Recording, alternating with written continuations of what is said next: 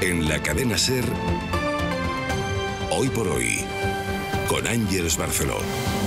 Son las 8:30 de la mañana, las 7:30 en Canarias. CaixaBank patrocina este espacio. Tiempo para el análisis, tiempo para el abierto en esta edición del Hoy por Hoy de miércoles con Mariola Urrea. ¿Qué tal? Muy buenos días. Buenos días, Ángeles. Además, hoy aquí a nuestro lado, en Radio celebrando Madrid. San Isidro. Exacto, digo, esta no se quiere perder la fiesta de San Isidro. José María Lasalle, ¿qué tal? Muy buenos días. Muy bien, buenos días. Y Víctor Lapuente, ¿qué tal? Muy buenos días. Muy buenos días, Ángeles. Vamos a empezar, pero antes de entrar en todo el análisis político y análisis internacional con la situación en Ucrania, que ya saben los oyentes, lo venimos contando desde las 6 de la mañana, que la noticia de la noche es la suspensión de la visita de Volodymyr Zelensky, del presidente ucraniano, que estaba prevista para el viernes que viene, con encuentro con el rey Felipe VI, con encuentro también con el presidente del gobierno. Suspensión motivada por la situación ahora mismo en el frente, en Ucrania, donde las tropas rusas van avanzando y están cercando la segunda ciudad más importante del país, que es Kharkiv. Después iremos a todo ello, al minuto resultado, al análisis de la situación, pero no tengo novedades tampoco sobre el cisma de las monjas clarisas, expertas en trufas, que rompen con el Vaticano. Lasalle, no me mires con esta cara. ¿No lo has oído? Es el tema, es el tema, Lasalle. Entonces, hoy no hay novedades, es un tema inmobiliario que hay ahí detrás, pero hay una revolución. ¿Pero por las trufas? No, ellas van a seguir haciendo trufas, parece. Vale. Lo que pasa que han roto con el Papa, bueno, con todos los papas, el único que perdonan un poco es a Benedicto XVI, pero el resto les parece fatal. Pero el origen de todo esto está en una situación inmobiliaria. En la pasta. En el fondo está la pasta. No tenemos novedades, con lo cual hoy lo vamos a dejar ahí, pero sí quiero poner el acento en una noticia que, bueno, no es que nos deba sorprender, dadas las iniciativas que parten de algunos gobiernos de coalición entre el Partido Popular y Vox, pero no por eso quiero dejar de contarlo. Nos vamos a ir a nuestra redacción en Baleares. Mamen Municio, buen día. Hola, buen día. Porque allí PP y Vox han aprobado una moción para pedir al gobierno autonómico medidas para evitar los divorcios. Es una propuesta de la ultraderecha, es una propuesta de Vox que los populares han decidido apoyar, han votado a favor, y que habla de la necesidad de prevenir rupturas de las familias con intervenciones de orientación familiar, mediación y otras opciones. En su defensa de la familia, de hecho, el diputado de Vox ha llegado a comparar los abortos con las muertes de migrantes en el Mediterráneo para concluir que los abortos son la principal causa de la mortalidad, Mamen. Sí, luz verde a esta iniciativa de Vox que ha contado, como dices, con el apoyo del Partido Popular, una iniciativa que contiene reclamaciones al Gobierno, literalmente insta a que se contribuya a la prevención de las rupturas familiares mediante intervenciones de orientación familiar, mediación u otras. También reclama esta iniciativa de la ultraderecha al Gobierno a fomentar la natalidad, poniendo en marcha planes de información a las mujeres embarazadas y promoviendo campañas de sensibilización, además de que se eliminen los obstáculos que puedan condicionar a los progenitores respecto al hecho de tener el número de hijos que deseen y cuándo lo deseen. La iniciativa de Vox insta a legislar con perspectiva de familia para que las políticas públicas promocionen la familia como institución, dice el diputado de Vox, Agustí Boades. Incidimos en el valor fundamental de la familia, en cómo mejorar la calidad de la familia y el bienestar de todas las familias. En legislar con perspectiva de familia ha sido este gobierno, con el apoyo de Vox, que ha hecho cumplir la ley, el carácter universal, no exclusivamente asistencial de la política familiar, el fomento de la natalidad y de la maternidad.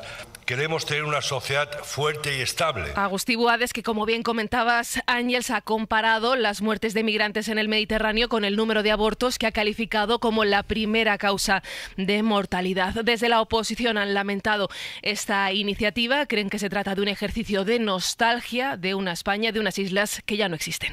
Amén, gracias. Hasta luego. Ya sé que no es nuevo, que no debe sorprendernos que surjan este tipo de iniciativas por parte de la ultraderecha, pero en medio de un contexto, como vimos en la recta final de campaña en Cataluña, en medio de un contexto en el que el Partido Popular va mimetizando poco a poco su discurso, en el tema de la migración, por ejemplo, con el discurso de la ultraderecha, y en medio de un contexto en que vamos a empezar en nada una campaña electoral para las elecciones europeas donde se va a hablar de esto mucho, donde se va a hablar de la ultraderecha mucho, donde vamos a ver qué pasa con la ultraderecha, a mí me parece importante destacarlo, Mariana. Y tanto que sí. Son estas alianzas que hace que el Partido Popular acabe presentando o apoyando propuestas que, si no fuera porque de lo que estamos hablando es de cosas serias, casi llamaría a la risa o a la hilaridad. Pero hay una cuestión que a mí me parece interesante señalar. Uno es, la familia no es una institución propia de la derecha, ni la derecha tiene el derecho a apropiarse de lo que es una institución que es no solo tiene un componente afectivo, sino tiene un componente también de cohesión, porque en la familia pasan muchas cosas, y entre otras muchas positivas, que es el apoyo, el cuidado, la atención, el soporte. Yo creo que si uno quiere cuidar a la familia, lo que debe hacer es subir el salario mínimo interprofesional, garantizar las escuelas infantiles, aquellas familias que lo necesiten, proveerles de medios sanitarios para que la sanidad y el cuidado de sus hijos y de sus mayores no sea un problema ni incorpore más una preocupación, las gafas gratuitas para aquellas familias que no las pueden abonar. Por supuesto, también garantizar las estructuras jurídicas y las instituciones jurídicas, entre ellas la ley del divorcio, para cuando la vida en familia se hace simplemente insoportable y la familia está más atendida y más cuidada cuando los padres y las madres tienen un proyecto de vida separado, aunque protejan a sus... y así podríamos citar miles y miles de medidas de cuño estrictamente progresista. Y lo cito así solo para poner de manifiesto que la familia es una institución que corresponde proteger a todos. Y que si hay algo que decir, y me permito en estos micrófonos, es que todos los partidos progresistas saquen pecho de todas aquellas medidas que están claramente orientadas para proteger esa institución de base donde se logra, entre otras cosas, la medida más micro de lo que es la cohesión social. Víctor. Pues estoy de acuerdo con Mariola y con lo que comentabas antes, Sánchez, de que esto no es algo nuevo en el contexto occidental. Algunos van incluso más allá. Desde Hungría a los conservadores en Estados Unidos, los más radicales, buscan prohibir ciertos tipos de divorcios, como los divorcios amistosos. Si no hay culpable, si no hay causa objetiva, pues debería no permitirse el divorcio, ¿no? La defensa de la familia pertenece a la retórica de la extrema derecha europea desde hace décadas y, por tanto, ha sido sometida a escrutinio empírico. ¿Y qué dicen los estudios? Pues bueno, los análisis son bastante contundentes. Hay un efecto negativo de tener a la derecha radical, a partidos como Vox en el gobierno, en los gastos de cuidado infantil. Es decir, cuanto más años, cuanto más tiempo gobierna la derecha radical, menos se gasta en cuidado infantil, que es la cuestión fundamental para sostener a las familias, ¿no? Realmente. Creo que es bendito que se hable de las familias. Creo que la familia es algo importante, independientemente de qué forma tenga, y los beneficios para un niño o una niña de crecer con dos figuras paternales o maternales, pues se calculan miles de dólares anuales según muchos expertos. En Estados Unidos hay una gran discusión, no digo que la vayamos a tener ahora, pero seguramente, como tantas cosas, va a llegar a España. Es una discusión sobre la familia y sobre los efectos que la familia tiene en la desigualdad social, ¿no? Los expertos en Estados Unidos se han dado cuenta de que mientras apenas un 5% de los niños en los años 60 crecían en hogares con un solo padre o una sola madre, esos porcentajes se han disparado, pero no para todos por igual. En las familias pues con renta alta, las familias con estudios universitarios, pues bueno, o bien hay custodia compartida, o bien hay un padre y una madre, o dos padres o dos madres, y de alguna manera los niños salen adelante, pero se ha disparado las familias monoparentales, sobre todo en familias, en mujeres, sobre todo porque son mujeres con ingresos bajos, y eso tiene un efecto tremendo sobre la desigualdad. Por tanto, es lógico que haya una discusión, pero es una discusión que se tiene que hacer con datos, y la derecha y la ultraderecha lo que no quiere hacer son datos, y lo que quiere hacer es enviar señales de que ellos defienden la familia antes de las elecciones europeas, cuando hay que decirles que esto no es así, que más bien es al contrario, ¿no? Lasalle. No puedo estar más de acuerdo ni con Mariola ni con Víctor, ¿no? La verdad es que efectivamente el fenómeno de debate sobre el futuro de la familia es algo que está calando en el seno de los análisis, sobre todo de economistas aplicados a los modelos de escala, donde la familia es un elemento básico de configuración de las sociedades occidentales, y los problemas en Estados Unidos son los que destacaba Víctor, y hay un debate muy profundo que trasciende al debate de la alt-right y de los sectores más conservadores del Partido Republicano. Pero es que yo creo que esta no es la cuestión que están poniendo sobre la mesa nuestros diputados, en este caso, ¿no?, de Vox en Baleares. O sea, yo creo que es algo que habría que interpretarlo más desde un folclore extremista, muy típico de la extrema derecha española, ultracatólica, y que casi viene de una película de Berlanga, en la que el cura está persiguiendo prácticamente a unos posibles, a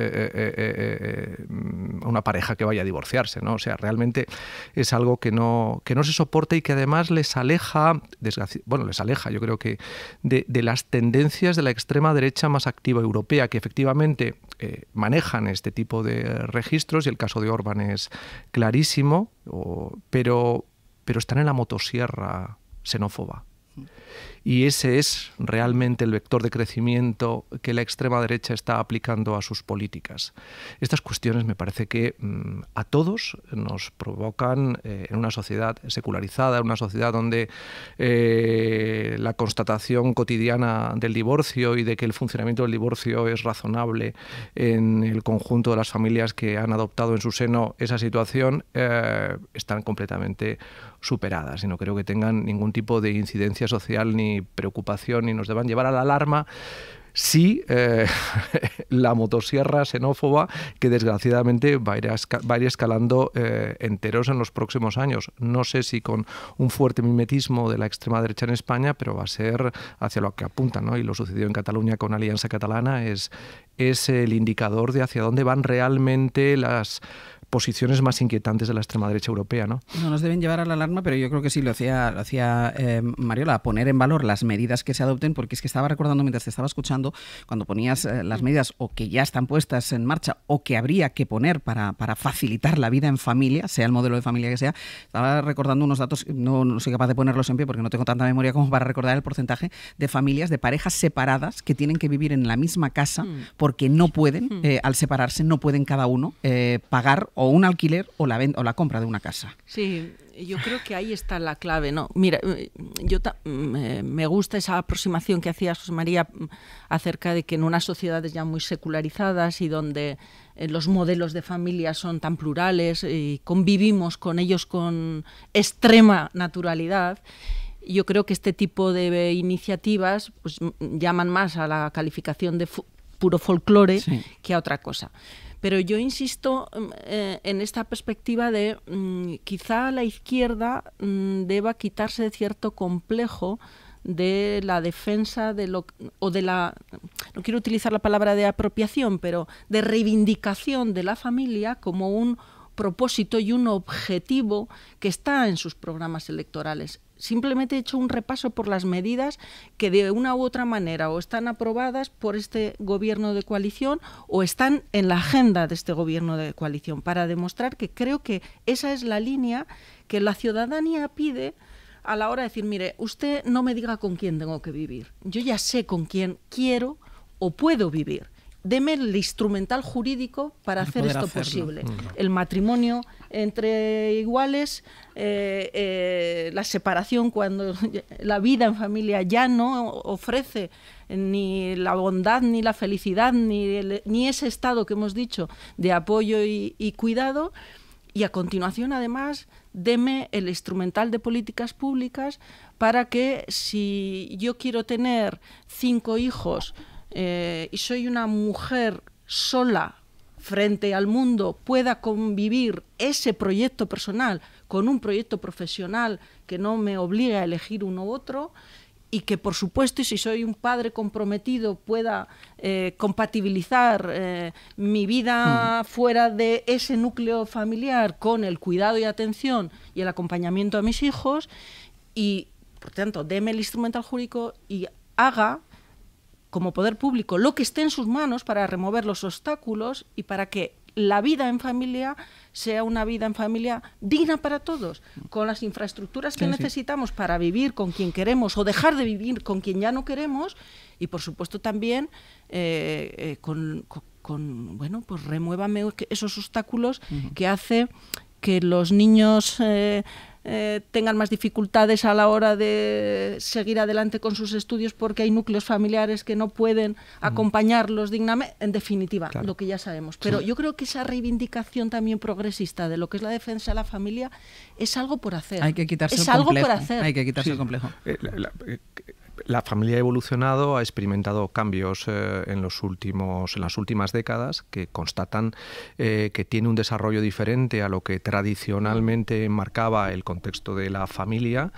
La secularización ha sido evidente y es obvio que las políticas públicas lo que tienen que garantizar es que el régimen de cuidados, que la capacidad de integración de los niños en esos entornos que desgraciadamente en Estados Unidos, que era el debate que planteaba Víctor, están poniendo de manifiesto que se está produciendo muchas veces un deterioro social muy fuerte porque muchos de los niños, especialmente dentro de la comunidad negra y latina, carecen de la experiencia del soporte de cuidados que implica una familia. Claro. Pero es que, insisto, no creo que ese sea el debate aquí. No, es decir, claro, escuchas la argumentación que pone en circulación Vox y es que suena a una especie de coaching de sacristía, pero de sacristía en el siglo XXI, que está absolutamente de modé, que cualquiera que lo escucha y piensa, pero esta marcianada ¿de dónde nos viene? O sea, lo cual hasta cierto punto tranquiliza porque hace ver que la extrema derecha está en estas cosas que, siendo inquietantes en muchos aspectos, sin embargo no les lleva a las otras, que más tarde o más temprano les llevará porque la competencia electoral que van a tener que sufrir... Es que en esta competencia electoral a nivel interno está marcianada la apoya al Partido Popular. Bueno, pero... sí, o sea, pero está marcianada la apoya al Partido Popular. Víctor, no sé si querías añadir algo. Sí, lo mismo, ¿no? Es decir, es verdad que Estados Unidos está en una situación muy diferente y me ha gustado mucho el concepto de José María de la protesta folclórica o la propuesta folclórica que tiene Vox aquí. Pero sí que podemos aprender alguna cosa de Estados Unidos en línea con lo que comentaba Mariola. Es decir, ahí la izquierda está empezando lentamente a coger la bandera de la familia porque se han dado cuenta de los efectos pues tremendos que tiene una desestructuración familiar en contextos de bajos ingresos sobre las posibilidades de desarrollo, de estudio de los niños y niñas, ¿no? Y aquí yo creo que debería la izquierda cogerlo sin complejos, pero al mismo tiempo, también como ha dicho Mariola, esto no se puede abordar con una política familiar. La familia es tan importante que hay que abordarla con una visión multidimensional. No hay política de familia sin política de vivienda, no hay política de familia sin salario mínimo decente, no hay política de familia sin un ingreso mínimo vital, no hay política de familia sin ayudas a la maternidad, no solo deducciones fiscales por la maternidad, que es lo que tradicionalmente hemos hecho en países como en España, de alguna manera beneficiando a las mujeres trabajadoras de clase media alta y perjudicando a las que no estaban trabajando. Entonces, unas ayudas a la maternidad mucho más generosas y desvinculadas de la renta, ¿no? Yo creo que eso es muy importante y creo que es bueno que la izquierda lo vaya cogiendo. Y yo creo que puede tener complejos a cogerlo si la derecha va haciendo y lanzando estas propuestas que son alocadas, pero sí que pueden distraer un poco y que a la izquierda le puede asociar, yo creo de manera errónea, la familia a la defensa de valores tradicionales. Dos cositas muy rápidas. Yo creo que no hay política de familia tampoco sin un abordaje de la política de cuidados. Hemos citado a los niños, pero yo quiero citar a los mayores, porque creo que este es uno de los grandes desafíos de nuestra sociedad y que impacta mucho en las familias. Y un segundo tema que también es un reto para la izquierda, porque no hay posicionamiento unitario. Las maternidades subrogadas. Esto también es un tema y esto también impacta en las familias. Y una pequeña cosa, porque Yolanda Díaz ha anunciado también que va a intentar pactar con el Partido Socialista una prestación universal a la crianza. Creo que es bueno que estas propuestas que se hacen quizás en un momento electoral, que hablamos sobre otras cuestiones, estrategias de los partidos, etcétera, pues no las perdamos de vista, ¿no? Yo creo que son medidas que se deben estudiar y que creo que sería muy bueno que la izquierda adoptara, ¿no? Pausa y seguimos.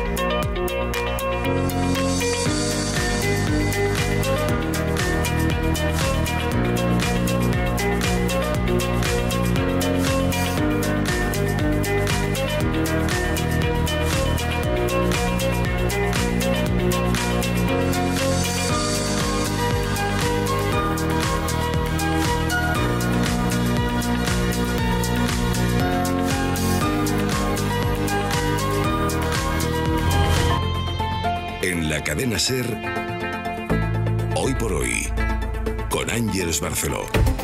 8:52 de la mañana, 7:52 en Canarias, en el abierto Víctor Lapuente, Mariola Orré, José María Lasalle. Saludamos también a Mariela Rubio. Buenos días. Hola de nuevo, Ángeles. Hay un cierto desacuerdo en el seno del Partido Popular entre algunos varones y el presidente del partido sobre si el resultado de las elecciones en Cataluña del domingo pasado demuestran que el procés ha acabado. Recordemos que los independentistas no tienen mayoría y que nunca había habido tanta distancia entre el Partido Socialista, entre el ganador de las elecciones, y el segundo, que es Junts per Catalunya, partido independentista. Escuchamos ayer a Alejandro Fernández cuando entraba en la ejecutiva, candidato del Partido Popular en Cataluña, cuando entraba a la ejecutiva, diciendo que esto demostraba que el procés había acabado, pero que después tuvo que rectificar, claro, cuando el presidente del partido dijo que el procés seguía vivo. Y lo que parece, Mariela, es que Génova ha querido recentrar la estrategia, que pasa por seguir alimentando que Pedro Sánchez necesita el procés para sus intereses políticos. Sí, y el PP terminaba revelando paradójicamente que también ellos necesitan hablar de un procés vivo para sus objetivos. Ayer, a las puertas de Génova, como decías,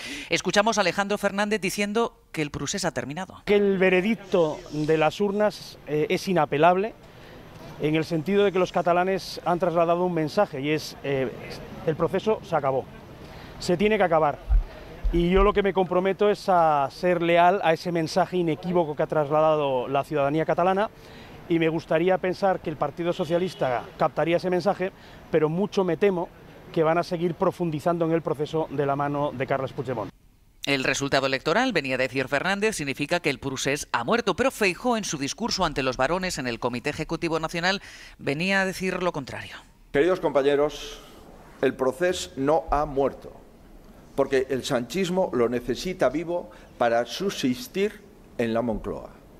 El constitucionalismo que representa el Partido Popular es la única vía para salir adelante del disparate de haber entregado a una sola persona, Carles Puigdemont, el presente y el futuro de la política catalana y de la política española.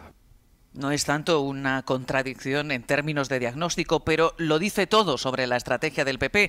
Feijóo venía a advertir a los suyos de que dar por muerto el procés supone asumir que la victoria de Illa es en realidad un triunfo del constitucionalismo y que implícitamente decir que el procés se acabó implica también una validación de la estrategia de Pedro Sánchez en Cataluña. Por eso el líder del PP fijó ayer posición, llamando a sus varones a evitar a toda costa hablar de una nueva fase de distensión en Cataluña, porque hacerlo supone reventar toda la estrategia de Génova, que es exactamente la contraria, acusar a Sánchez de revivir el procés. Feijóo quiere llegar a las elecciones europeas desgastando al presidente, acusándole de depender más que nunca del independentismo, de resucitar a Junts y de estar dispuesto a entregar la Generalitat a Puigdemont. Y nada de eso tiene sentido si se asume, como hacía ayer Fernández, que el procés en realidad ya ha muerto. Por eso el líder del PP catalán terminó el día ayer, Ángeles, matizando sus palabras en las redes sociales, añadiendo que los catalanes han votado finiquitar el procés, pero que Sánchez quiere continuarlo. Feijóo quiere convertir las europeas en una segunda vuelta de las generales, necesita ganarlas y hacerlo además por goleada, y para ello sabe que debe conjurar el balón de oxígeno que han supuesto las catalanas para el PSOE, y con ello el relato de los socialistas. Mariela, gracias. A vosotros. Es verdad que algo tan traumático como ha supuesto el procés no es decir, hoy está vivo y mañana está muerto, no puede terminar de un día para otro, pero, Víctor, en cualquier caso, el mensaje que dejan las urnas con esa minoría independentista después de tanto tiempo y esa distancia del Partido Socialista del segundo, algo querrá decir. Pues sí, pero el PP está descolocado, Ángeles. Lo vemos en lo que dicen y ya no hay unanimidad en aquello de que había un proceso en Cataluña y que eso ha desencadenado un proceso español. Feijóo dijo que ayer que el proceso no ha muerto, Alejandro Fernández lo contrario, pero sobre todo yo creo que más allá de las declaraciones lo vemos en lo que hacen. Ayer el Partido Popular rechazó denunciar al Congreso ante el Tribunal Constitucional por el conflicto de atribuciones entre el Senado y la Cámara Baja, cuando hace un mes no tuvo inconveniente alguno en desempolvar este procedimiento, que yo no soy jurista, pero que es inédito en la historia constitucional española en 45 años, que es una especie casi de botón nuclear, una llamada a la deslegitimación del Congreso, ¿no? Que es un paso muy arriesgado, pero en el PP consideraban que era necesario, porque claro, la amnistía es la corrupción política máxima. Pues bien, ya parece que eso no es tan así. En segundo lugar, lo vemos en cómo van a evolucionar las movilizaciones. Yo creo que hay prevista una, creo que para el día 26, ya veremos cómo se organiza, si es tan importante y el Partido Popular la dota de tantos recursos como hace unas semanas. Y luego estamos viendo también que algunas voces, pues como Juanma Moreno, pues abren la puerta o no la cierran a un posible acuerdo entre el Partido Popular y el PSC. Recordemos que Alejandro Fernández en Cataluña defendió la tesis de apoyar a Collboni en el Ayuntamiento de Barcelona. Y al final creo que en el Partido Popular tienen que decidir quiénes son sus adversarios. Para Alejandro Fernández, para gran parte del PP catalán como mínimo, el rival son los independentistas. El PSC puede ser un aliado puntualmente, como en Barcelona. Pero en Génova no está claro este diagnóstico. En Génova casi domina la opción opuesta, o como mínimo sigue avanzando, que es que los socialistas son los adversarios a batir y Junts, una vez pasada la amnistía, son posible carne de pacto. Y yo sigo insistiendo en que la visita de la cúpula de Foment de Treball a Puigdemont fue muy significativa, porque creo que hay un interés económico que se empieza a mover entre Barcelona y también Madrid, para que la derecha una sus fuerzas a futuro con una reedición de los pactos del Majestic de Aznar y Pujol 2.0, y a corto plazo incluso votando en el Congreso todas las derechas políticas, que son mayoría, para oponerse a las políticas izquierdosas de las que estábamos hablando antes, como las que ayudan a la familia, ¿no? Ahora seguimos con el análisis, que tengo que ir a publicidad, lo retomaremos con el análisis de esto. Me ha gustado la frase, al PP lo que está Ángeles es colocado. Pues seguiremos hablando de eso a la vuelta. Primero Íñigo Sastre, buenos días.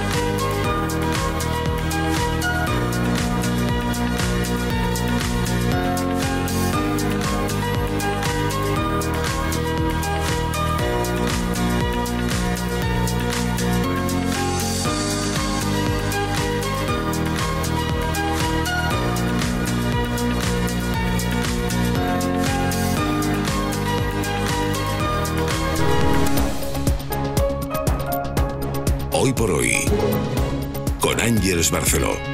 Estados Unidos va a mandar $1.000 millones en munición a Israel después de que la semana pasada frenase el envío de bombas al gobierno de Netanyahu, que sigue su ofensiva contra Gaza. José Luis Astre. Hoy es el aniversario de la Nakba, el desplazamiento forzoso de los palestinos cuando se creó el Estado de Israel, y denuncia la ONU que Israel ha vuelto a obligar a marcharse a más de 500.000 de palestinos con esta guerra, Bayo. Unas 550.000 personas forzadas a huir una vez más por la escalada de los ataques israelíes, tanto en el sur como en el norte de la Franja de Gaza, en lo que las autoridades palestinas califican ya como una segunda Nakba. A la huida se suma el drama diario,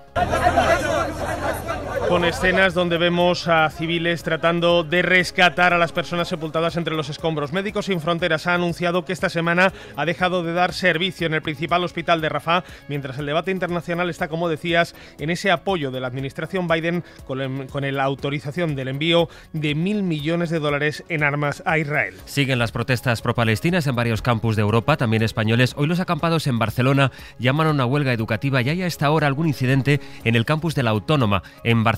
Sergi López. Sí, por parte concretamente de los estudiantes de la Universidad Autónoma de Barcelona, que han bloqueado los accesos a los ferrocarriles de la Generalitat en el campus universitario con motivo de esta huelga estudiantil que hay convocada hoy en defensa de Palestina. Según informa el Sindicato de Estudiantes de los Países Catalanes en las redes, unas 80 personas han pasado la noche acampadas en la plaza cívica del campus y a primera hora de la mañana han cortado los accesos hacia los trenes con mesas y sillas. Estos estudiantes tienen previsto unirse a la manifestación que tendrá lugar este miércoles a mediodía en Barcelona.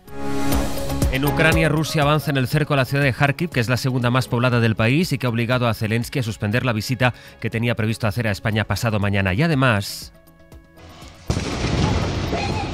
hay de momento 3 muertos y decenas de edificios incendiados en el territorio francés de Nueva Caledonia, en el Pacífico Sur, en protesta por una reforma constitucional que se debate en Francia, país hoy conmocionado por la emboscada que un grupo organizado tendió ayer a los gendarmes que trasladaban a un narcotraficante. Abrieron fuego contra los agentes y mataron a 2 de ellos. De los deportes AMPE, el Sevilla-Cádiz puede confirmar hoy al tercer equipo descendido en primera. La cita es en el Pizjuán, a las 7:30 de la tarde, una derrota del Cádiz, aparte de salvar ya de forma matemática al Mallorca, que ayer empataba 1 con Osasuna, podría certificar el descenso matemático de los gaditanos si a la misma hora el Rayo suma un punto en Vallecas contra el Granada, y desde las 10 de la noche el Celta puntúa a su vez en Balaídos contra el Athletic. También se juega a las 10 de la noche el Getafe Atlético de Madrid. La victoria del Atlético les mete matemáticamente en Champions. Todos los partidos en Carrusel Deportivo desde las 7:20 de la tarde. Y de ayer, además, Real Madrid 5, Alavés 0 y Girona 0, Villarreal 1, resultado que aleja a los catalanes de la segunda plaza y de la Supercopa.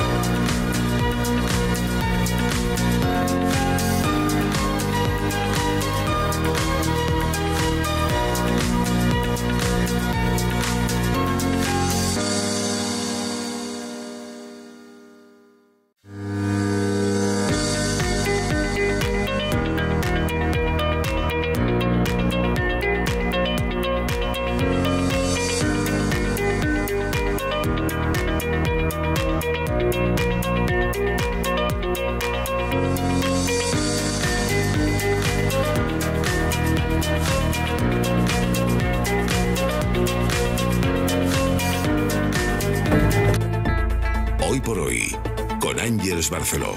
9:07 de la mañana, 8:07 en Canarias, en el abierto Víctor Lapuente, Mariola Urré, José María Lasalle. Lo retomamos donde lo habíamos dejado, en esa diferencia de criterios que hay en el Partido Popular entre algunos varones, entre ellos, aunque después matizó, entre ellos el candidato del Partido Popular en las elecciones catalanas y el presidente del partido, sobre si los resultados del domingo en las elecciones en Cataluña son una muestra de que el procés ha terminado o no. Y la lectura que hacía Víctor, después más desarrollada, evidentemente, pero la lectura Lasalle era que el PP está descolocado.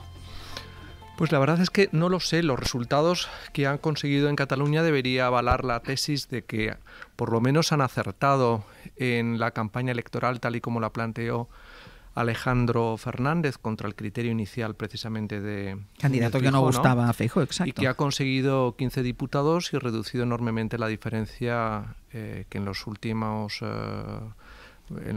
citas electorales ha existido entre el PSC y el Partido Popular. Por lo tanto, hoy escribía Silvia Alguno en La Vanguardia la constatación de que el procés no había estado presente en los debates, ni siquiera en voz de los candidatos del Partido Popular. Por lo tanto, yo no entiendo muy bien a qué se debe esa reflexión, que a veces es consecuencia, fíjate, en mi experiencia de cómo funciona esa casa, a que se cuelan párrafos no muy conscientemente por parte de quienes hemos sido redactores de discursos políticos.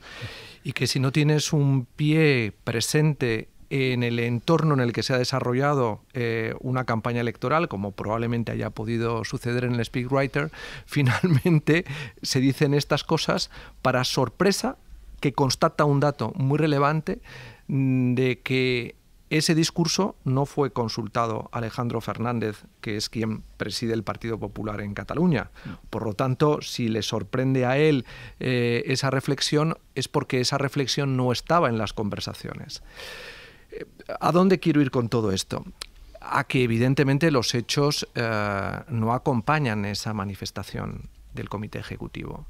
Y los hechos relevantes son lo que sucedió y está sucediendo en el Senado, al retirar el conflicto institucional con el Congreso, al suspender, no sabemos para cuándo, la presentación del recurso ante el Tribunal Constitucional, y sobre todo, no olvidemos que quien va a encabezar la candidatura del Partido Popular a las elecciones europeas es Dolors Montserrat, que precisamente está muy alineada con las tesis más moderadas y centradas del partido. Ha sido la jefa de campaña. Y que en la campaña electoral ha sido quien ha coordinado las reflexiones del Partido Popular, que incluso el líder del PP nacional ha puesto en circulación en Cataluña. Yo de verdad le quitaría importancia a esto, y es más probablemente el producto desafortunado de un gazapo discursivo, porque es que no veo dónde realmente hay anclaje para ubicar una reflexión que acompañe de manera fáctica lo que ha hecho el Partido Popular y ha dicho durante toda la campaña. Bueno, el anclaje, Lasalle, puede ser que al Partido Popular o a Alberto Núñez Feijóo le interesa mantener vivo el fantasma del procés. Pero fíjate, no le interesa en la medida en que las elecciones catalanas han puesto de manifiesto que el procés ha colapsado emocionalmente en Cataluña y no tiene ya capacidad de arrastre. Primero, porque una parte importante del electorado independentista se ha quedado en casa, y en segundo lugar, porque el movilizado ha sido claramente contrario a seguir gestionando en el debate cotidiano de Cataluña este asunto. A Esquerra Republicana le han dado un batacazo, fundamentalmente porque no ha estado a las cosas de la gestión. Ha pretendido ser convergencia, entre comillas, la vieja convergencia, gobernando, y lo que ha hecho es un fiasco gestor.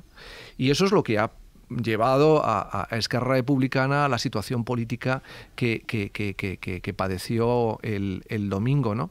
Entonces, por volver a la cuestión, el Partido Popular, si quiere llevar a Feijóo a ser presidente del gobierno, tiene que conseguir una mayoría suficiente.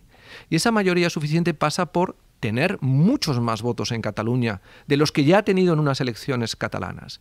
Y eso pasa también por una estrategia diferente, seguir profundizando en una estrategia donde con un cierto juego del palo y la zanahoria, entre comillas, le permita apostar por la zanahoria. Lo comentaba hace un momento Víctor. El resultado de Puigdemont es consecuencia de la implicación de la vieja convergencia dentro del PP, dentro de Junts. Es decir, el discurso providencialista ha desaparecido de la campaña electoral en boca de Junts. La presencia de Sánchez Llibre llevándole una propuesta económica de Foment a Puigdemont en Perpiñán es un dato, pero es que ha aplicado la estrategia de Trias en las municipales en Barcelona. Por lo tanto, todavía no está Junts para volver a captar la sintonía de CiU, pero está en ese proceso clarísimamente. Por lo tanto, yo creo que lo que ha dicho ayer el Partido Popular en boca de Feijóo va a ser desautorizado en el día a día, porque el PP necesita convertirse en la segunda fuerza política en las generales en Cataluña para tener una mayoría suficiente. Mariela. Bueno, yo creo que esto es un ejemplo de discurso racional, ¿no, José María? Pero yo creo que tampoco podemos negar que hay otro plano, ¿no?, del discurso más de que yo llamaría de política ficción, y que los hechos no avalan tu tesis, pero que conecta emocionalmente con algo con lo que tú, como partido político, quieres conectar. Y es que ahora asistimos a la idea de que el líder del Partido Popular dice que el procés no ha muerto, pero es que hasta antes de ayer asistimos a líderes del Partido Popular, lideresas del Partido Popular, muy potentes políticamente hablando, que sigue creyendo que ETA no ha terminado.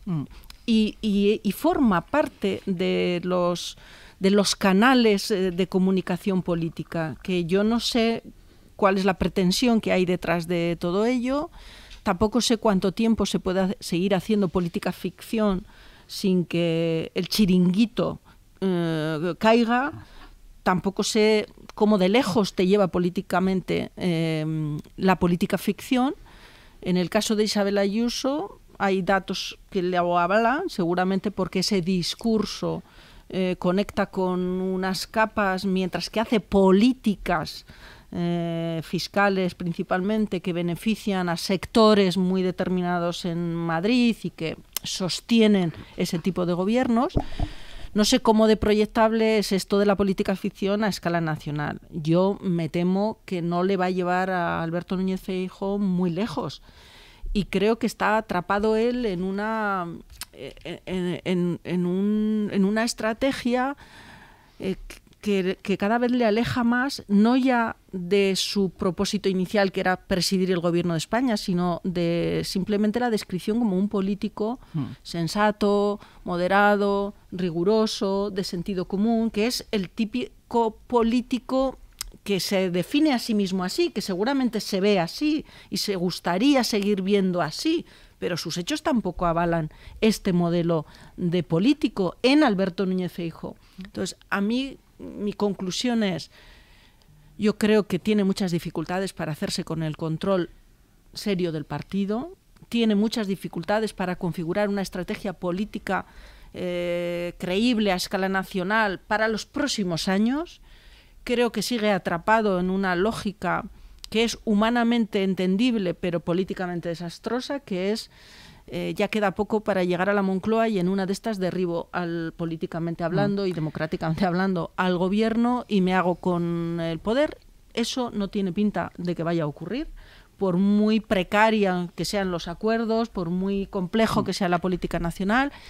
Y yo creo que hay mucho de eso, hay de no aceptación de los resultados, de una ensoñación de que está cerca algo que no tiene visos de que esté tan cerca, y todo esto le está consumiendo la configuración de un proyecto político. Yo no he estado en la vida política, pero como analista digo que los proyectos políticos necesitan tiempo, necesitan dedicación, necesitan desde la oposición construirse con bases sólidas, realistas, que se apoyen en datos, pero necesitan tiempo, y da la impresión que Alberto Núñez Feijóo lo que tiene es prisa.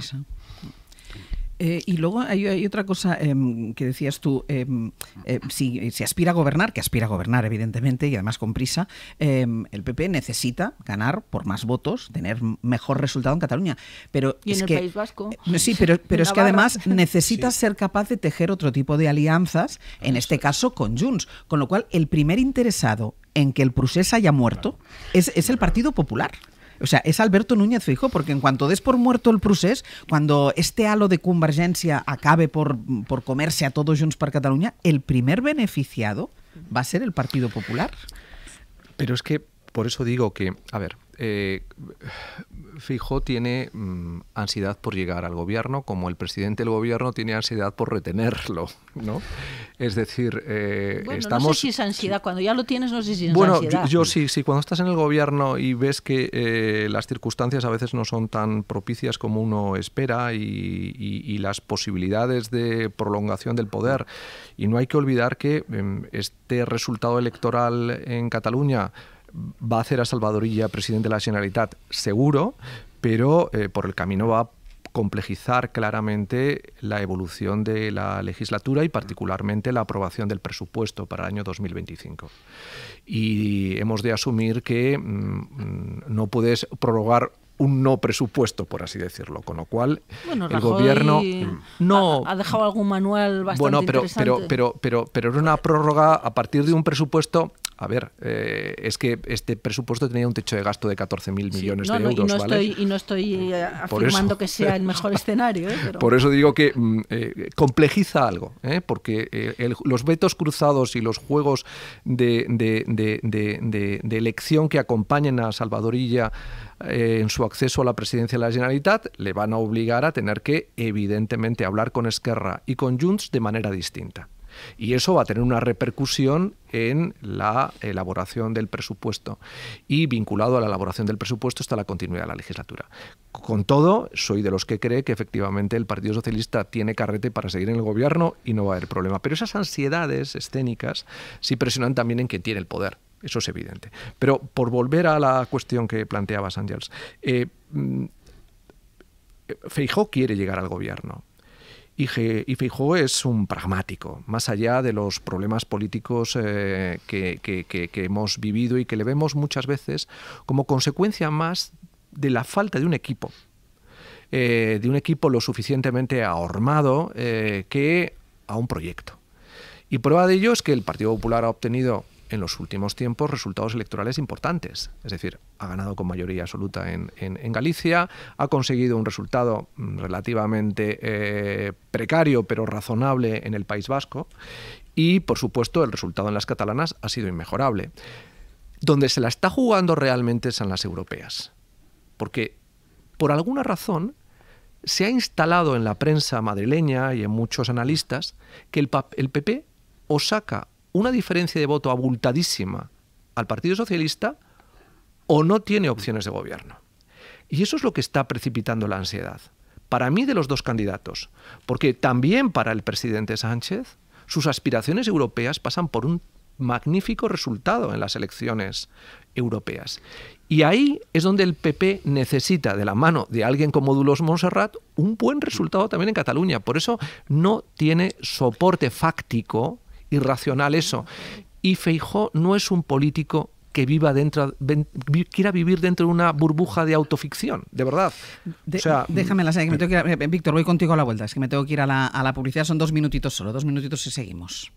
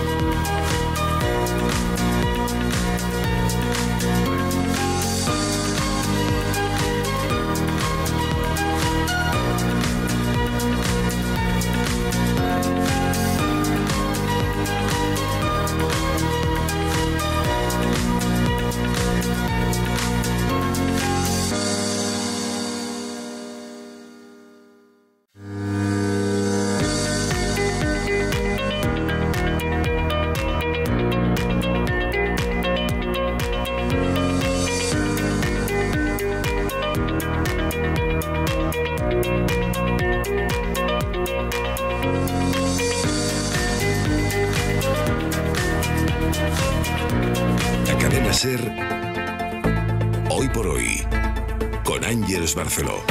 24 minutos de la mañana, 8:24 en Canarias. En el abierto, Víctor Lapuente, Mariola Orre y José María Lasalle debatiendo sobre las ansiedades para llegar hasta la presidencia del gobierno. Víctor, que pedías la palabra. Pues sí, estoy de acuerdo con las ansiedades que comentabais y lo que decía José María, ¿no? Y precisamente porque Feijóo es pragmático y sabe que las expectativas del desempeño del Partido Popular en las europeas son muy altas, debería concentrar las energías en construir una narrativa coherente, y ahora no es así. Ahora hay un despiste en el Partido Popular que creo que es atribuible a tres causas. En primer lugar, lo que llamaba José María acertadamente la cuestión discursiva, ¿no? No hay quizás un equipo para armar un discurso sólido, quizás falta la enjundia argumental de José María y su verbo profundo y lírico a la vez, pero aparte de eso, ¿no? Yo creo que es cierto que hay un problema de discurso. En segundo lugar, hay un problema de experiencia personal. Creo que Alejandro Fernández conoce mejor la realidad catalana, porque es buen político, pero seguramente porque sabe más por viejo que por diablo, y conoce muy bien cómo están las cosas, conoce la pulsión de la sociedad y sabe que el proceso está efectivamente muerto y que hay que avanzar, ¿no?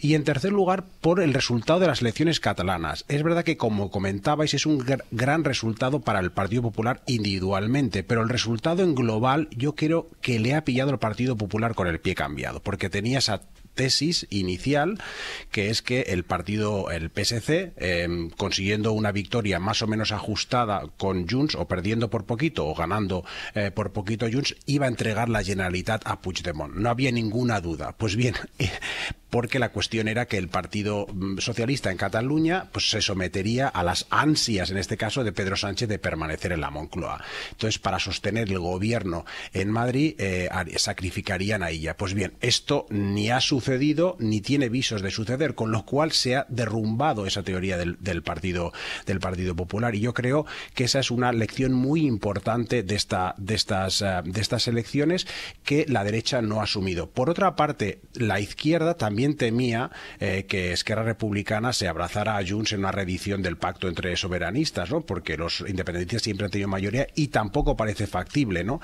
Con lo cual, el resultado de estas elecciones es que el PSC tiene un margen de maniobra que nadie dudaba que ganaría las elecciones, pero no que tuviera ese margen de maniobra a posteriori, ¿no? Yo creo que, no sé si os ocurre a vosotros, pero yo creo que en general, a los pocos días de celebrarse unos comicios, nos olvidamos y ponemos la vista en los siguientes. Pero con el caso de las catalanas, del domingo a mí me ocurre al revés. Cuanto más tiempo pasa, más me doy cuenta de la extrema relevancia de estas elecciones, porque han cambiado completamente los discursos tanto de la izquierda como de la derecha. Se han esfumado esos temores que tenían unos y otros, y ahora toca, pues bueno, pactar, gobernar, en fin, cosas de las que no estábamos acostumbrados, pero que son las normales en una democracia, ¿no?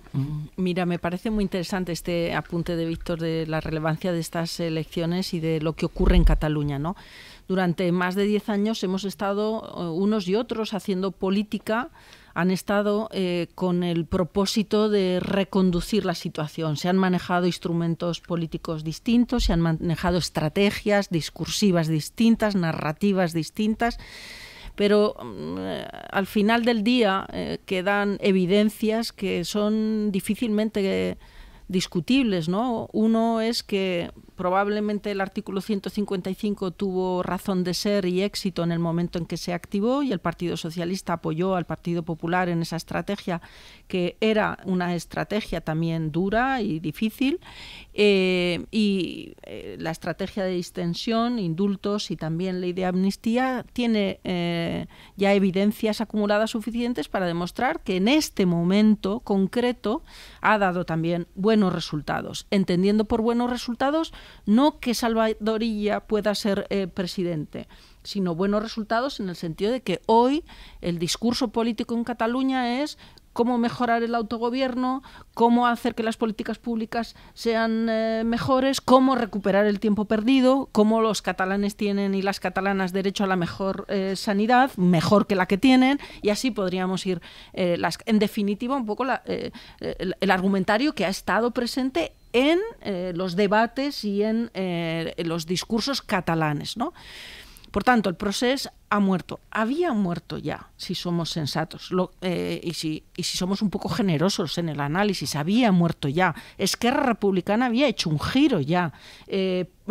Junts le había costado más, pero en cierta medida los acuerdos de gobernabilidad en Madrid ya demostraban que estaban dispuestos a hacer política, y por tanto que estaban dispuestos a hacer política con el perímetro jurídico, político y económico que tenemos vigente, con las reglas vigentes, sin negar la aspiración suya, que eso es constitucionalmente admisible, y no hay políticamente ningún problema de la independencia, pero el proceso entendido como un proceso de búsqueda de la independencia unilateral y por cualquier vía, incluso la confrontación jurídica, pues obviamente eso está superado. ¿Cómo gestionar ahora estos resultados? Yo creo que es el gran reto político, y la pregunta es, ¿el PP dónde quiere estar? ¿Quiere estar donde estuvo el Partido Socialista con el 155, apoyando a que en aquel momento consideró que ese instrumental era útil para aquel momento? Y ahora el Partido Popular, ¿dónde quiere estar? Quiere estar apoyando a los que tienen margen para la gobernabilidad, y desde una posición útil también se consiguen grandes éxitos, y fortalecer ese proyecto a futuro que sea sostenible para acceder al gobierno, ¿no? Y una última cuestión.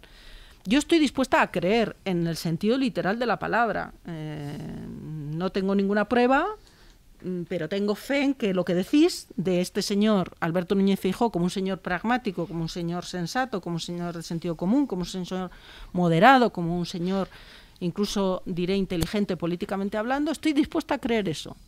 Pero yo honestamente los hechos que recabo no me llevan a esa conclusión. Me llevan a un señor errático, políticamente hablando, me llevan a un político exitoso en el ámbito autonómico, le desborda el ámbito nacional, con serias lagunas en términos de política económica internacional para demostrar que tiene competencias suficientes para poner el gobierno de la nación a su cargo. Y hablabais de los equipos. Yo creo que un líder tiene el equipo que quiere. Evidentemente. Y si él quiere ese equipillo, pues es que con eso tendrá que hacer el cesto. Y si el cesto no le da, porque el equipillo es así de chiquitín, pues esto es lo que hay. Entonces yo creo que sublimar los líderes, pensando en lo que nos gustaría que fueran, votemos o no votemos al Partido Popular, porque es que yo también quiero un líder del Partido Popular potente. Yo quiero un líder que si gana las elecciones vaya a gestionar las cosas y sepa un poquito de cómo funciona el mundo.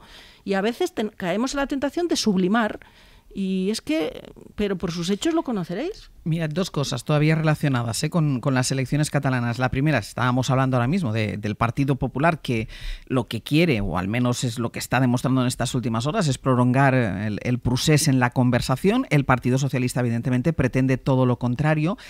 Ya están mirando, los dos están mirando ya las elecciones europeas, y ahí se justifican o se entienden los discursos. El Partido Socialista mirando las europeas del mes que viene y quiere hablar sobre todo en esa clave, quiere poner el foco ahí y quiere hablar en clave ya de elecciones europeas, aunque por el camino se van a encontrar con la comparecencia por la que el Partido Popular pide explicaciones a Sánchez. Guillermo Lerma, buenos días. Hola de nuevo, Ángel. Y sí, es la comparecencia para dar explicaciones sobre los negocios de su mujer.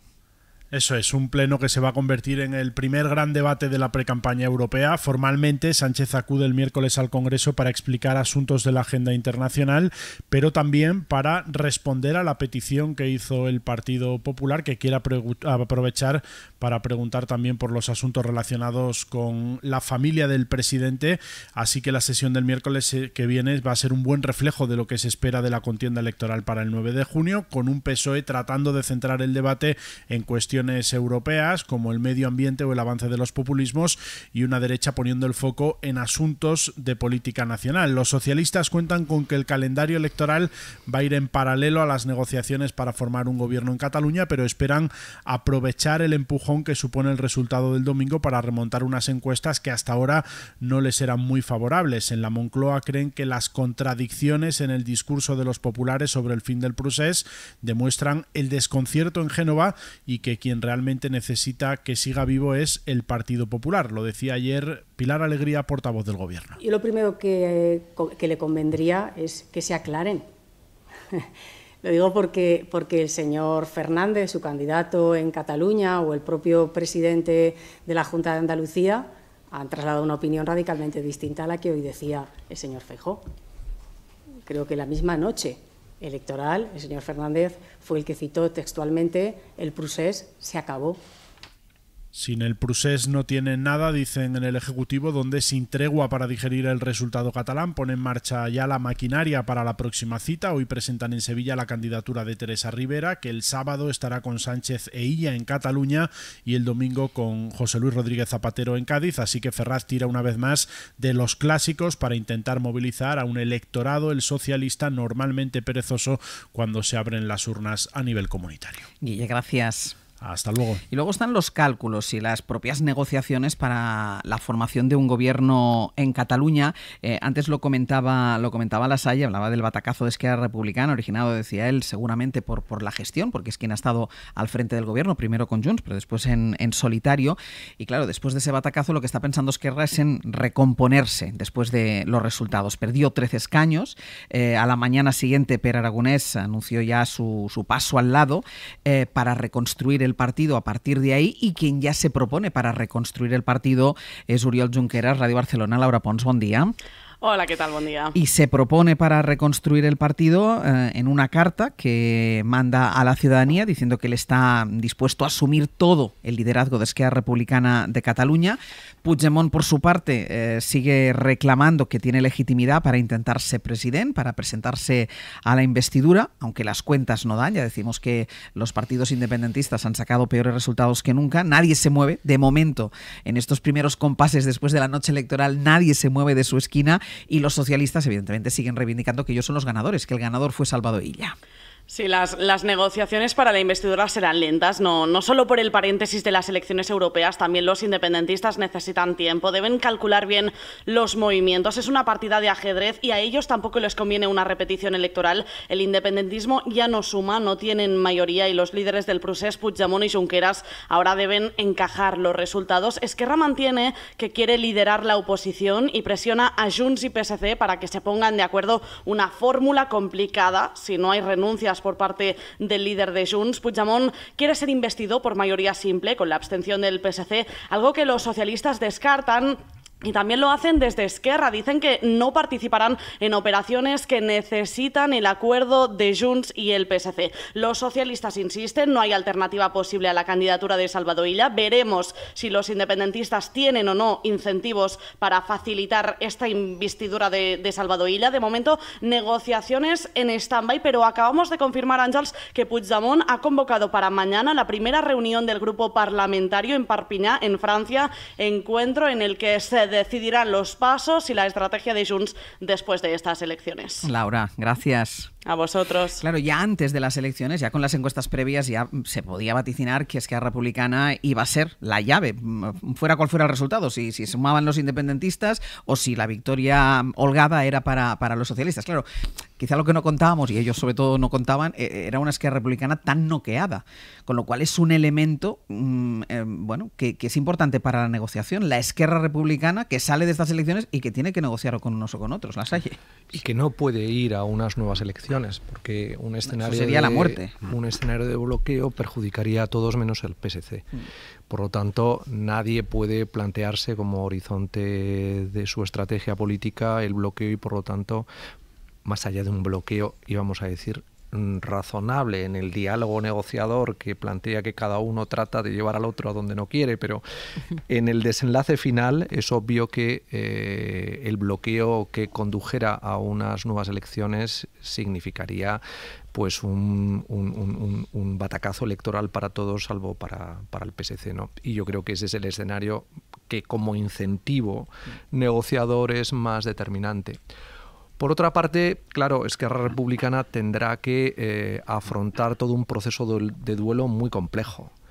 Es verdad que en apariencia la caída de Pere Aragonés implica una depuración interna, en el sentido de salvar un poco la imagen de asumir responsabilidades, pero el debate de fondo es la continuidad también de Oriol Junqueras. Todos sabemos que ha habido un conflicto de intereses muchas veces explicitado entre ambos en cómo gestionar la Generalitat, en la medida en que Pere Aragonés pretendía crecer más allá de lo que realmente representaba dentro de Esquerra Republicana, pero el cuestionamiento del resultado tiene sombras que se proyectan sobre Oriol Junqueras y su estrategia. Con lo cual, el proceso es de una complejidad interna que le va a llevar a Esquerra Republicana, como se decía ayer en la prensa de Cataluña, al rincón de pensar, ¿no? Y eso, ¿qué dará lugar? Pues dará lugar probablemente a no impedir que el PSC llegue al gobierno, porque insisto, el incentivo último de no ver unas nuevas elecciones, yo creo que va a ser imprescindible para que Esquerra siga pensando qué hacer políticamente. Es que ¿no? ni siquiera tendría candidato para esas elecciones, porque Oriol Junqueras, recordemos, no se puede presentar a esas elecciones. Por eso. Víctor. Sí, pero con un matiz. Estoy de acuerdo que no puede ir a elecciones y es obvio que si Esquerra Republicana fuera un actor unitario, racionalmente no iría nunca a elecciones, pero pensemos que no es eso, si es más bien el ejército de Pancho Villa, entonces pueden ir a cualquier escenario, ¿no? Yo no descarto ninguno, aunque sigo pensando como vosotros que no es pues lógico que vayan a elecciones. Esquerra Republicana tiene dos almas, la de izquierdas y la independentista, pero tiene más de dos egos. Tiene a Aragonés, tiene a Junqueras, tiene a Marta Rovira, más unas bases muy agitadas de las cuales siempre puede salir algún líder mesiánico. De momento, los que había salieron de Esquerra Republicana, han intentado ir por solitario ahora o en otros comicios anteriores, no les ha ido bien, pero podrían volver al redil, ¿no? Y sobre todo hay dos narrativas sobre la debacle de Esquerra Republicana, que son dos narrativas opuestas. Unos, los más pactistas, consideran que es el procés lo que les ha llevado a esta situación, pero por el contrario, los irredentos dicen que no es el procés, sino es el post-procés. Ha sido lo contrario, ser blandos y dialogantes con España, lo que les ha hecho perder el apoyo de activistas que, como comentaba antes, han estado promoviendo candidaturas de izquierda independentista que no han tenido éxito positivo, porque no han tenido representación, pero sí han tenido un éxito negativo, porque han logrado convencer a muchos votantes independentistas que se quedaran en casa. Un resultado también bastante importante de estas elecciones es que ha habido una participación muy baja. Cuando hay una participación muy baja, normalmente quien sufre son los partidos constitucionalistas o españolistas, y los independentistas o soberanistas van todos a votar, porque es su Generalitat, ¿no?, la que está en juego. Sin embargo, ahora se han quedado en casa, en gran parte por eso. Por tanto, será, no está claro qué es lo que vaya a suceder, y Esquerra Republicana pues parece ser que ha perdido muchos votantes a Junts, pero también ha perdido muchos al PSC, ¿no? Entonces ahí ha estado su problema, ¿no? Plantear una campaña como gestión por una parte o defensores de la independencia por otra ha sido pues un poco meterse contra entre la espada y la pared, ¿no? Porque ninguna de las dos estrategias le ha resultado, ¿no? Y yo creo que es verdad que el procés está muerto, pero si miramos al bloque independiente independentista, ¿por qué ha ganado Puigdemont Aragonés? No ha sido porque ha puesto la gestión en el centro del debate, no ha puesto la sanidad, no ha puesto cercanías, no ha puesto la sequía, no, ha puesto pues la confrontación contra el Estado español y la idea que nosotros podemos, bueno, chantajear o extraer lo que podemos del gobierno de Sánchez con 7 diputados, ¿no? Por tanto, no es una victoria, digamos, de los más moderados dentro del independentismo, y todas esas reflexiones ahora se están haciendo en Esquerra Republicana. Yo no me atrevo a predecir que puede salir de esa caja negra, ¿no? La legislación española la hemos criticado muchas veces por configurar unos plazos muy dilatados entre la noche electoral, la configuración del Parlamento y la sesión de investidura. Y yo creo tengo la percepción que en esta circunstancia concreta, donde hay que hacer tantos duelos, Esquerra tiene que hacer el suyo, pero Puigdemont también tiene que hacer el suyo. Y eso requiere un tiempo. Creo que esos plazos de la legislación ahora favorecen la reflexión. Mi impresión es que el escenario final es un escenario donde Salvador Illa preside un gobierno en minoría y tiene por delante una legislatura difícil, porque complicada. hay que ir siguiendo haciendo estas digestiones que son pesadas, porque es que venimos de un proceso de intento de ruptura. Un proceso donde a la sociedad se le ha llevado también a la tensión máxima, donde se ha fragmentado, donde se ha roto espacios de convivencia. Todo eso, suturarlo, requiere muchas cosas. Requiere la activación de instrumentos jurídicos y políticos dolorosos. Implica ahora la creación de una red, tejer una red política de nuevas confianzas, que era una de las palabras que aparecían en los acuerdos de gobernabilidad, ¿no? Es que sigue imperando la desconfianza entre las partes. Bueno, eso hay que tejerlo. Yo creo que la legislatura que se tiene por delante es ambiciosa en todo lo que esta palabra implica, de reto, de dureza, de riesgo, pero creo que Salvador Illa reúne las condiciones de líder, hablábamos antes de liderazgos, para pilotar eso. Pero antes de llegar a eso tenemos que hacer todas las digestiones, y yo creo que honestamente que la legislación en esta ocasión, los plazos favorecen, además de las elecciones europeas que sí, antes también lo habéis citado como un momento importante también. Habrá un dato relevante que es la elección del presidente del Parlamento, la presidenta del Parlamento de Cataluña, ¿no? Y ahí evidentemente se estará apuntando, por lo menos en un pequeño sismógrafo, por dónde están las tensiones y por dónde se están resolviendo, ¿no? esos conflictos que comentabais. Pero yo creo que en términos generales Esquerra Republicana estará en el rincón de pensar, y el desenlace será comprender que su mayor error ha sido quererse presentar como un partido de gestión cuando la gestión no le avalaba. Y ese es un error estratégico del que ha sido responsable directamente Pere Aragonés, a lo mejor puede serlo también Oriol Junqueras, pero lo que está claro es que los resultados electorales de fondo ponen de manifiesto que Esquerra Republicana, por muy enloquecida que esté su base electoral, que creo que no lo está, a la vista de cómo ha ido funcionando el día a día de esta formación política estos últimos años, pensará que su futuro es ser una izquierda soberanista que reclame políticas de izquierda a un Salvador Illa como presidente de la Generalitat. Y creo que eso sería lo más razonable para reconstruir lo que también se ha vuelto a poner de manifiesto, que en Cataluña siempre hay un conflicto de clase entre los poderosos de Convergent y los menestrales, entre comillas, de Esquerra Republicana. Y después hay otra cosa, Lasalle, que eso sería lo más inteligente, empezar a reconstruirse desde la oposición, habiendo apoyado a ella, porque si esto se produce, es decir, si ella acaba siendo presidenta de la Generalitat y Esquerra Republicana está en la oposición, a Junts le queda una travesía también importante en cuanto desaparezca el liderazgo de Carles Puigdemont. Es decir, que, digamos, quien son sus rivales directos en materia nacionalista e independentista también tienen lo suyo. Yo creo que se convertirá, que esta es la tendencia que se ha visto en estas elecciones, a ser como una especie de reliquia mística del procés, que es lo que muchas veces la derecha más conservadora catalanista necesita. Pero también su Poblet, su Montserrat, pero también tiene un proceso por delante. Sí, por eso. Y ese proceso de convertir una reliquia mística es en lo que está, iba a decir Foment, Sánchez Llibre y la vieja convergencia. Claro. Víctor y Mariola, muy breves los dos, Víctor. Me parece muy interesante lo que dices, Ángels. ¿Quién puede decir a 5 o 10 años que Esquerra Republicana no estará en mejor posición de alcanzar la Generalitat que Junts e incluso que el PSC? Porque ellos quieren alejar la sombra del tripartit, porque cogen los datos a corto plazo y dicen, nosotros negociamos el tripartit, nos metimos en el gobierno con el PSC y caímos en escaños en las elecciones siguientes. Sí, en las siguientes sí, pero 2 después recuperasteis la hegemonía de la izquierda y os convertisteis en la principal fuerza de izquierdas en Cataluña. Entonces, ayudar y apoyar al Partido Socialista puede tener costes a corto plazo, a medio plazo los legitima y consigues mucho voto de, por ejemplo, cinturón rojo de socialista, etcétera, que fue hacia Esquerra Republicana y que lo ha recuperado Esquerra Republicana, que ahora lo ha perdido temporalmente, pero podría volver a retenerlo, ¿no?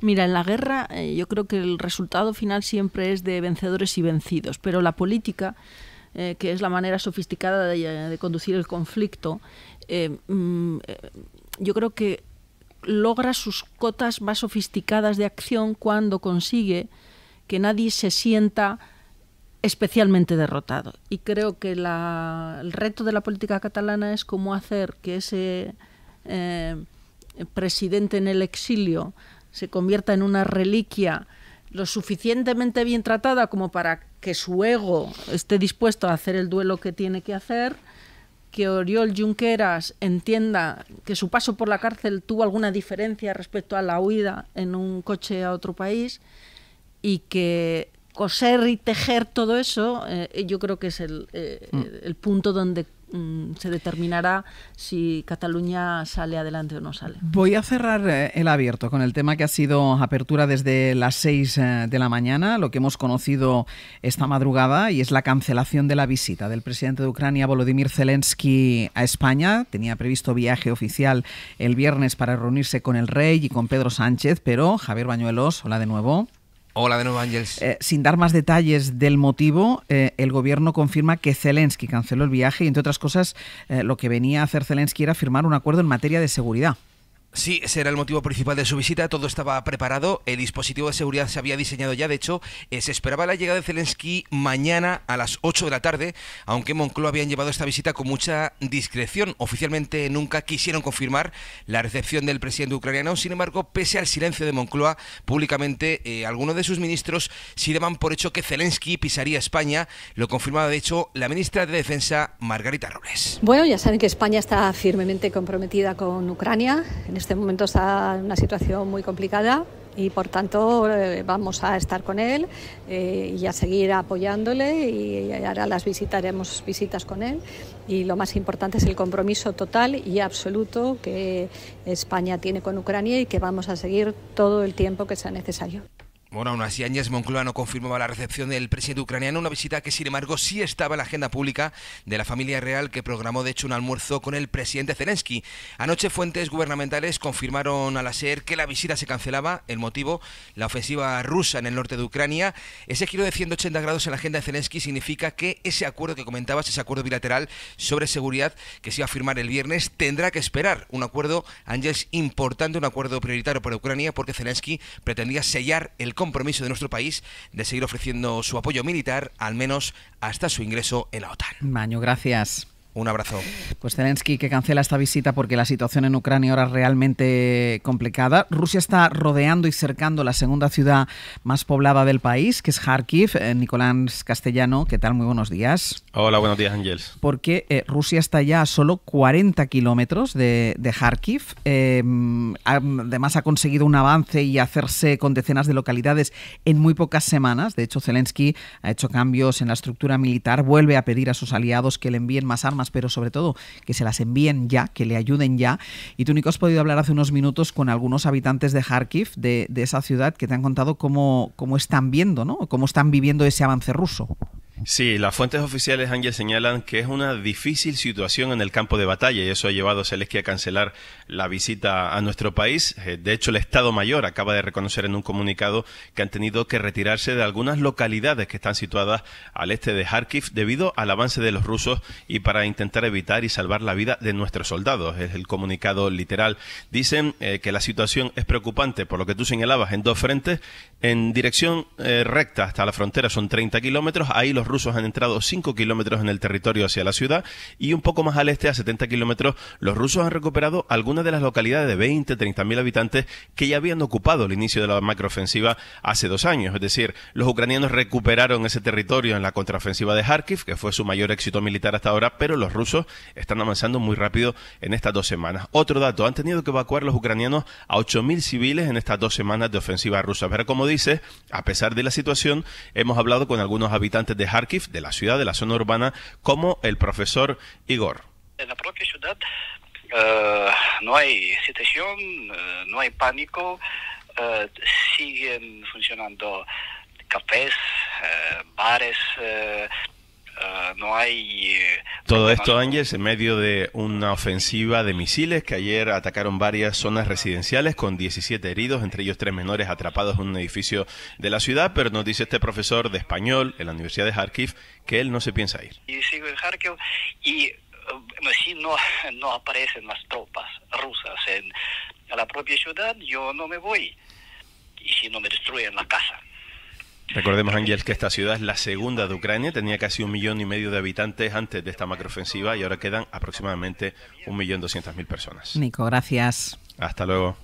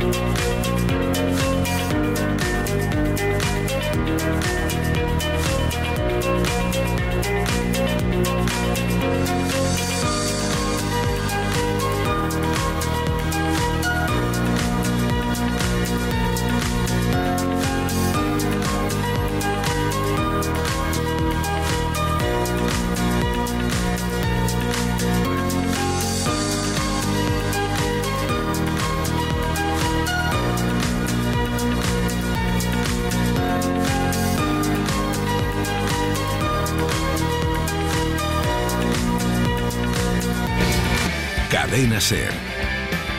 100 años de radio.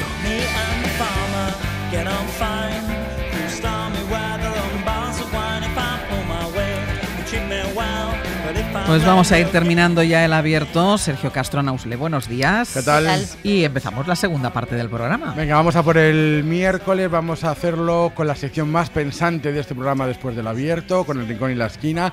Hoy Marta Sanz y Manuel Delgado nos proponen hablar sobre las sombras. Y por esa razón les convocamos ya a todos ustedes en el 900 100 800. Queremos que nos cuenten historias de sombras. cuáles son las mejores sombras o bajo qué sombras mejores han estado, cuáles son las que nos acechan, las que nos cobijan o resguardan, las que nos impresionan, las que nos anulan o eclipsan, porque hay sombras que nos acaban reduciendo a la nada. A la sombra de alguien o de algo. Desastre contigo, bueno. Claro. Y siempre a mi sombra. Claro, me anulas. No, pero también es un buen sitio donde estar. Bueno, depende, ¿eh? Bueno, pues llama al 900-100-800. Vale, Historias de sombras hoy. Mejor mi sombra que otra sombra. También te lo digo yo. Y tú también me lo dices. Uy, y luego la que tiene cada uno. Vamos. Acuérdate, la que tiene cada uno, que puede tener muchas sombras. Sastre, y que no sea la las tuya, las tiene. Sastre tiene sus sombras, ¿eh? Claro. No todo es luz, ¿eh? Hay que convivir con ellas. Gracias, Lasalle. Si no fuera por ti, qué mala sombra tenéis. Ensombrecido te quedarías. Llegan las cartas desde el más allá. Recibimos una semana más una carta de un personaje que está en el cielo, que nos ha dejado. Y en este caso, la de hoy es la de Amy Winehouse. Vamos a saber si ha sacado un nuevo disco. ¿Y con quién? ¿Con quién está haciendo duetos? ¿Quién le hace los coros? Nos la leerá Roberto Villar a partir de las 11. Y después, el viaje de ida hoy nos llevará a recorrer la vida de Josefina de la Torre, poeta, novelista, cantante lírica, dobladora de Marlene Dietrich, perteneciente a la generación del 27 y perteneciente también de las denominadas las sin sombrero. Vale, vamos a terminar este programa conociendo a una persona bastante peculiar. Se llama Trygve Linason. Pero yo tendré que decir este nombre. Sí, tendrás que decirlo varias veces además. Yo le diré, señor. Bueno, señor, ¿qué tal está usted? Señor. Bueno, señor alto, porque mide 2,18. Claro, alguien que mide 2,18, ¿a qué se dedica? A dar sombra. A dar sombra. Muy bien visto, muy bien visto. Y también al baloncesto. Pero es alguien que cuando acaba la temporada no se va a Ibiza a bailar reggaetón y a ponerse en un yate para tostarse al sol. Se marcha a su tierra, a la granja familiar, a Islandia, y se dedica a cuidar de las ovejas y de los caballos. ¿Ves? Viva el baloncesto. Es que el baloncesto tiene unas sorpresas. Es diferente. Lo vamos a dejar aquí el abierto, que después nosotros continuamos. Víctor Lapuente, Mario Laurrea, José María Lasalle, hasta la semana que viene. Muchas gracias. Adiós. Buenos días.